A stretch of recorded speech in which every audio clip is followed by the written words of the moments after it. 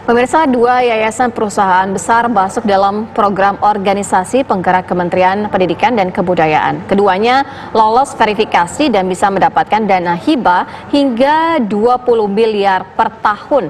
Ada ratusan organisasi yang mengajukan proposal dan semuanya lolos. Ini yang kemudian dituding janggal oleh PP Muhammadiyah. Ya, Ma'arif PBNU yang juga lolos sebenarnya ikut menyatakan mundur dari keikutsertaan mereka. Nah, kita akan mendiskusikan polemik ini. Sudah bersama kami ada sejumlah narasumber, ada tenaga ahli utama KSP, Bang Ali Mokhtar Ngabalin, dan ada juga Ketua Komisi 10 DPR RI, Saiful Huda, dan Ketua Lembaga Ma'arif PBNU, Arifin Junaidi. Assalamualaikum, selamat sore, Bapak-Bapak. Assalamualaikum.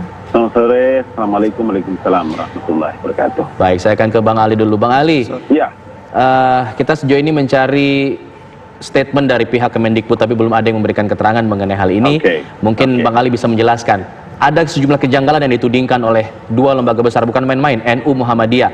Ada ormas yang atau lembaga yang tidak bergerak di bidang pendidikan, tapi justru mendapatkan dana yang cukup besar, dan bahkan ini dituding sebagai lembaga yang penyalur CSR gitu, Bang. Bagaimana kemudian keterangan yang disampaikan oleh pihak Kemendikbud? ya. Yang pertama begini ya, ini penting sekali dalam situasi pandemi begini. Memang harus kita meluruskan pikiran, hati, dan harus berbaik sangka. Itu penting. Karena yang kita urus ini adalah urusan yang besar. Tanggung jawab pendidikan dan pengajaran menurut Undang-Undang Dasar 1945 mencerdaskan kehidupan bangsa ini adalah tanggung jawab semua orang. Ya. Jadi saya mau bilang begini, program peningkatan program organisasi penggerak. Organisasi penggerak yang sekarang kita bahas ini adalah satu upaya dan program yang dicanangkan oleh pemerintah, dalam hal ini adalah Kementerian Pendidikan dan Kebudayaan, tidak lain kecuali adalah meningkatkan kompetensi pendidikan dan tenaga pendidikan yang dilakukan oleh ormas. Ya. Oleh karena itulah maka saya ingin tekankan bahwa tidak semua alokasi anggaran ini dari anggaran pendapatan belanja negara. Itu dulu. Itu penting harus tidak semua itu berapa, Bang? Tidak semua itu. Iya. Itu dulu sebentar ya. Jadi supaya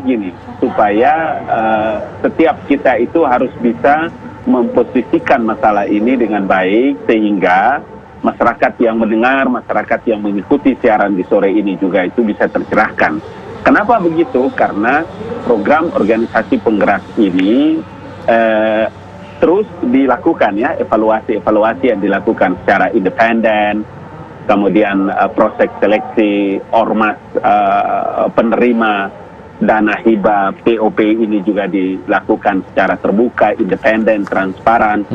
Sehingga begini, kalau berbagai penilaian atau sebutlah quote and quote tuduhan terkait dengan dana dan lembaga-lembaga penerima dana ini, saya kira memang harus mendapatkan klarifikasi yang baik supaya jangan sampai nanti informasi itu kita tidak melakukan tabayun, kemudian kita mengeluarkan berbagai statement-statement yang kemudian hari nanti kita menyesal. Karena apa?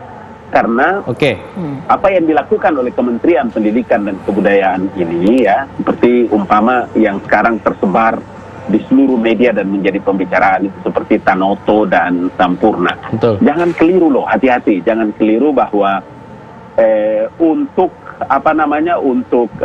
Tanoto itu mereka menggunakan dana sendiri, dana pribadi mereka itu sekitar 50 miliar. Begitu juga dengan Sampurna ya. Sampurna itu dia menggunakan matching foundation-nya itu mencapai 70 miliar.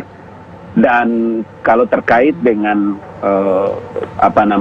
Muhammadiyah dan NU, saya kira ini menjadi kewenangan yang sudah dilakukan juga oleh Mas Menteri, dan saya kira ada langkah-langkah yang dilakukan oleh Kementerian Pendidikan dan Kebudayaan. Saya kira itu komentar saya deh. Iya. Bang Ali, tapi apa sebenarnya yang disasar dengan menggandeng lembaga-lembaga swadaya ini? Oh, jangan lupa bahwa tanggung jawab, kan tadi saya bilang ya, program yang sekarang dilakukan, program organisasi penggerak ini kan adalah dalam upaya untuk meningkatkan kompetensi pendidikan dan tenaga pendidikan.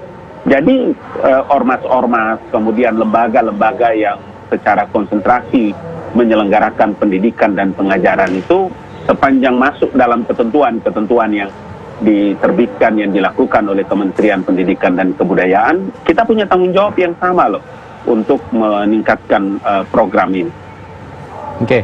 Oke, Bang Ali, nanti saya mau coba konfirmasi lagi mengenai apa yang Bang Ali sampaikan, tapi saya juga akan minta komentarnya dari Komisi 10. Usai jeda kami kembali sesaat lagi, tetaplah bersama kami pemirsa di Kabar Petang.